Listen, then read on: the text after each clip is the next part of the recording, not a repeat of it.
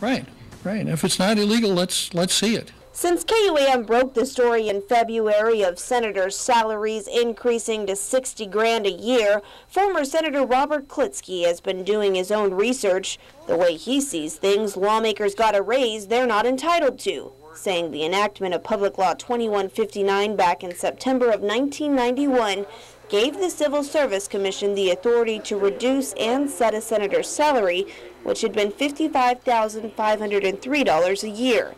Klitzkie contends the law has been clear on a lawmaker's annual pay even when the legislature implemented a reduction in salaries for several months back in 2003. That statute then repeals by implication the earlier statute that provided the linkage between judges and senators. So then I put all the pieces together. The former lawmaker says he brought his concerns to Committee on Rules Chair Senator Robert Klitzkie 2 months ago and had hoped for an analysis, but only received a response today telling him his legal analysis is faulty and defective.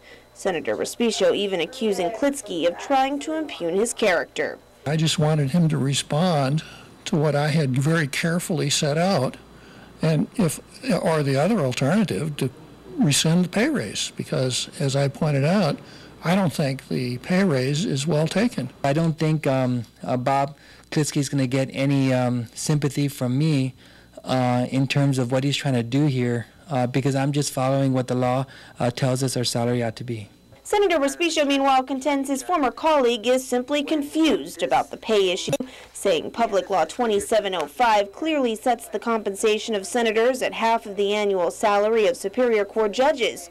While the same section of the public law temporarily reduced senators' salaries, Klitzkie says the pay was to be returned to original levels. No matter how many times I email him or the couple of times I spoke with him, he just won't take anything other than he wants me to restore the salaries to $55,000, whereas right now senators are being paid $60,000. As we reported, senators were given the raises late last year, as well as retroactive pay since they took office in the 30th legislature.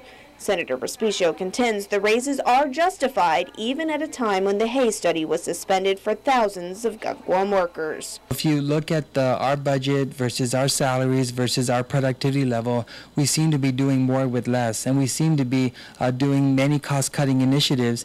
And so do you reward a branch of government, just as the courts have argued, that the more you save, the more you'll be penalized? But former Senator Klitzkie isn't at all convinced, saying he expects more from lawmakers. I would think that there'd be some sense that maybe we shouldn't take a raise right now when the Hay raises for the whole government had to be pulled back because we don't have any money. Watch a little television, watch a little KUAM, you see that we're talking about the retirement fund and not making contributions. I don't want to comment on whether that's correct or incorrect, but it just shows you where we are. So it seems to me that this is not a good time for senators to take a pay raise under any circumstances. Reporting for Guam's News Network, I'm Mindy Egan.